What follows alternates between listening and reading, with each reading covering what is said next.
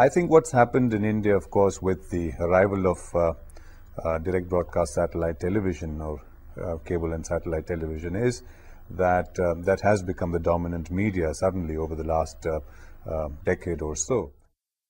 With the arrival of satellite television, suddenly we transited from terrestrial state-owned television represented by Doordarshan in the Indian context to a number of channels, sudden mushrooming of channels in different languages, in different states, different ethnic contexts, milieus and so on.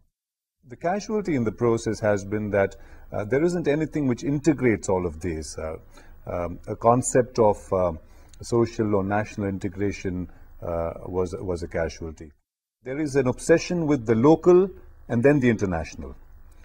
The space in between seems to have been left out. So we know a lot more about, if I'm in Chennai, I know a lot about Chennai from channels here.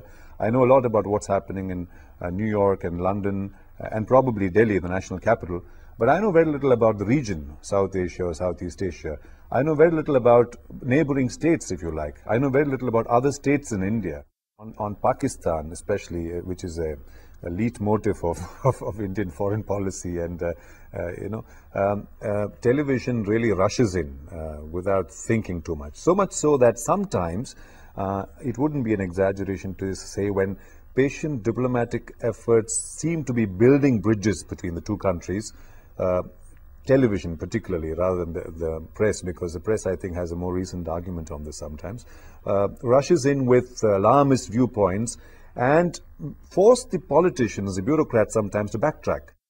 The foreign news in India is totally dependent on Western agencies, Western channels, or internet sites, whatever the case may be. Television, even more than print. Although television rakes in a lot of money, it's a shame that none of the channels has bothered, to my mind, to actually post a full-time correspondent in foreign capitals, in important foreign capitals. We do not have frontline reporting of a war situation or of a disaster situation or of a developing global situation of importance to us in this part of the world or to India from Indian journalists or from Indian reporters or correspondents in these places. War in Iraq has had some token representation in terms of journalists going there for short stints.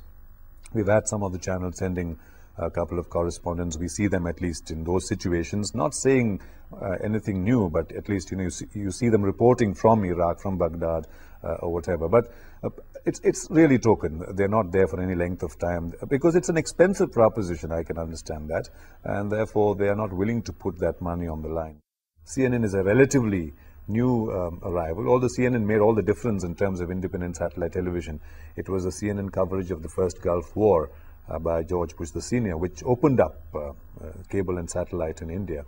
But BBC is the more influential channel, and both of them have, of course, great influence in terms of the way the English television channels here function. The media is proceeding totally in the direction of the market, recklessly in the direction of the market, and at least in fora, in discussions organized on issues of the media, one repeatedly hears this concern being reflected. The question that's raised often enough is that the media in India enjoys relatively privileged ground, high ground. It must not just be another product in the market. It can't just behave like another consumerist item in the market. If that is so, either we must be allowed to exercise our consumers' rights and say this product is no good, or we must not be asked to stand shoulder to shoulder with the media and walk out, and walk on the streets in demonstration whenever the media is seen in peril. An independent world television channel is very crucial at this juncture, which will not succumb to the market, nor fall a prey to the old pedagogic, paternalistic, state-run media model. It's not just a corrective in terms of the way the US media has taken the rest of the world. I think especially for the future generations, for this and the succeeding generations, this is a must.